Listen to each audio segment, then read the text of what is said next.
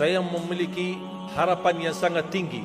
InsyaAllah Indonesia, sepanjang apapun kegelapan, sepanjang apapun kegelapan kezaliman, sepanjang apapun kehilangan keadilan, InsyaAllah akan datang satu saat terbitnya matahari adil. Dan InsyaAllah Indonesia akan menjadi negara Al-Quran. Saya bisa meyakinkan gitu karena saya telah merasakan bagaimana di Turki. Turki negara sekuler yang ratusan tahun serangi Islam, ratusan tahun menabaikan Islam. Tidak boleh kumandangkan azan dalam bahasa Arab, tidak boleh ada rumah tahfiz, tidak boleh ada pesantren, tidak boleh belajar agama, tidak diberikan anak-anak kita bisa belajar dengan sendirinya Al-Quran. Semuanya dilarang dengan keras, bahkan terancam orang-orang yang melanggar aturan itu. Allah Subhanahu wa taala melahirkan seorang presiden yang bisa membaca Al-Quran. Coba buka di YouTube bacaan Erdogan bagaimana. Itu dilahirkan dari negara sekuler. Saya bisa meyakinkan InsyaAllah 1 juta menghafal Al-Quran. Dan bapa ibu mudah-mudahan masih punya umur akan mendengar pengumuman besar. Imam besar salat Idul Fitri dan Idul Adha sekaligus khatib adalah Presiden Republik Indonesia penghafal Al-Quran. Itu yang saya yakini. Dan saya tidak pernah merasa lelah. Dan saya selalu berkata sama istri, kalau saya mati itu pun karena saya bersama Al-Quran. Wallahi jamaah sekalian, yang bersama Al-Quran tidak akan merugi. Berkah rizkinya, berkah umurnya, terjamin kebahagiaan. Allah Subhanahu wa taala hanya minta satu, berkenan bersama Al-Quran di dunia. Apa yang kita dapat? Apa yang akan dibalas?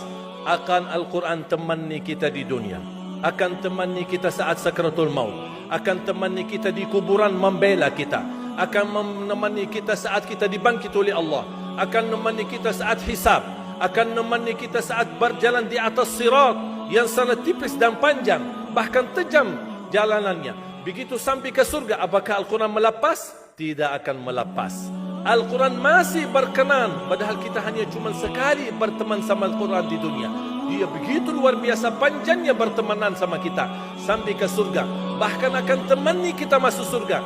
Sebagaimana bersabda Rasulullah SAW, yuqalu liqari'il Quran, ahlul Quran di dunia yang kesibukannya baca, kesibukannya hafal, tidak membuangkan waktu sia-sia, selalu bersama Al-Quran.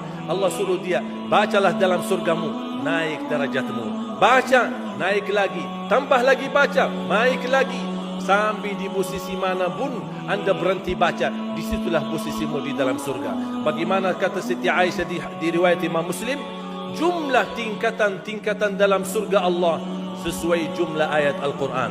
Oleh karena itu tidak ada yang lebih tinggi di dalam surga Allah daripada Ahlul Quran. Cukuplah bahagia Ahlul Quran ketika di hari kiamat dipanggil. Semua manusia dibangkitkan oleh Allah. Malaikat memberikan pengumuman, mana Ahlul Quran? Berdiri, rapat, berdekatan. Mereka maju, mau bawa kami ke mana? Kalian terpilih menjadi orang yang terdekat sama Allah. Karena Ahlul Quran adalah keluarga Allah Subhanahu wa ta'ala. Bukan hanya kita sendiri yang mendapatkan anugerahnya dan manfaatnya. Semua keluarga kita, termasuk orang tua kita dan orang yang ada di sekitar kita.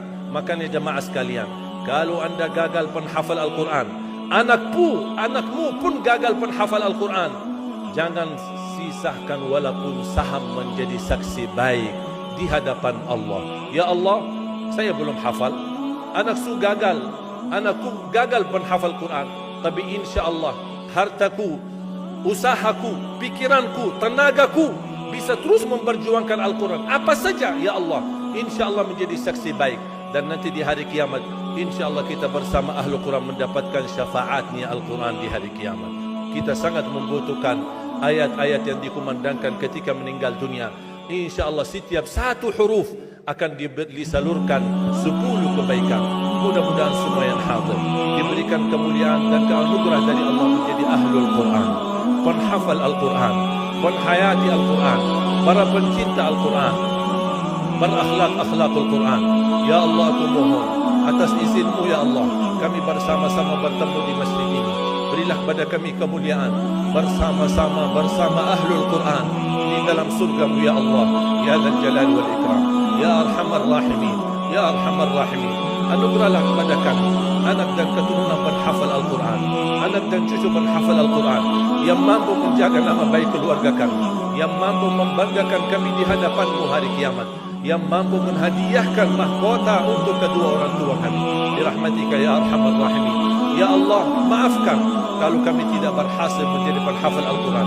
Tapi ya Allah, kami kurbankan nyawa kami, harta kami, usia kami, tenaga kami, pemikiran kami, ilmu kami untuk Al-Quran, agar Indonesia ke depan menjadi negara Al-Quran, agar Indonesia menjadi contoh terbaik untuk mata dunia, agar bisa kita melahirkan. Karena saya meyakinkan ya Allah, dan kami semua meyakinkan, terjamin masa depan Indonesia baladun thayyibatun wa rabbun ghafur kalau selalu bersama Al-Quran. Ighfir lana wa liwalidina wa li jami'il muslimina wal muslimat wal mu'minina wal mu'minat al ahya'i minhum wal amwat.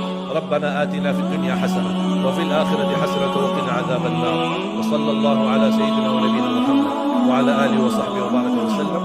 Walhamdulillahi rabbil alamin.